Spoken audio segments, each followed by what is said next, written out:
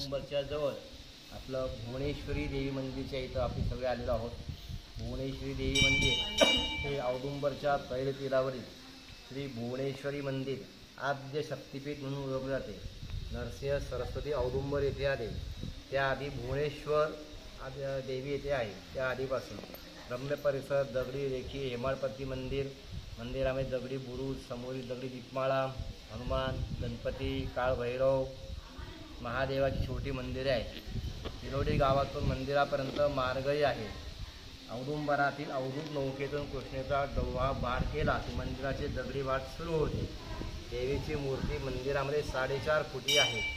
वास्तुशिल्पाचा वैशिष्ट्यपूर्ण नमुना म्हणजे हे एक मंदिर आहे. विशेष म्हणजे कोणत्याही हवामानात मंदिरातील वातावरण समाधान देणारे जाणवते.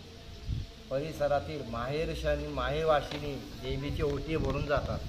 औदुंबरला येणारे सर्व भाविक हमखास या देवीच्या दर्शनासाठी येतात.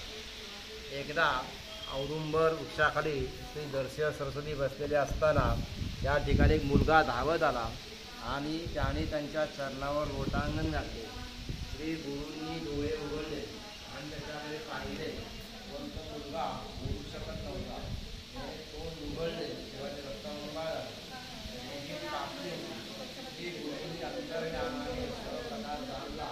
तो मुलगा कोल्हापूर येथील संपन्न ब्राह्मणाचा मुलगा होता, पण तो मंद बुद्धीचा असल्यामुळे अतिशय दुःखाने त्याचे आईवडील जग सोडून गेले.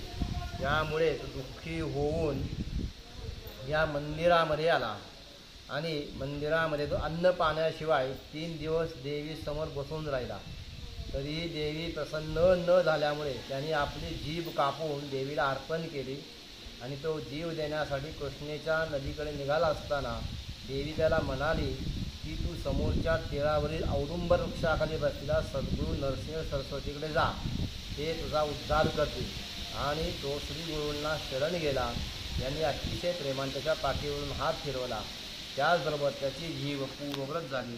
त्याने श्रीगुरूंच्या चरणी विनवणी केली की मला ज्ञान द्या, आणि तेव्हापासून त्याला ज्ञान प्राप्त झाले. हे सर्व गुरुचरित्राच्या 17व्या अध्यायामध्ये दिलेले आहे. श्री गुरुदेव दत्त.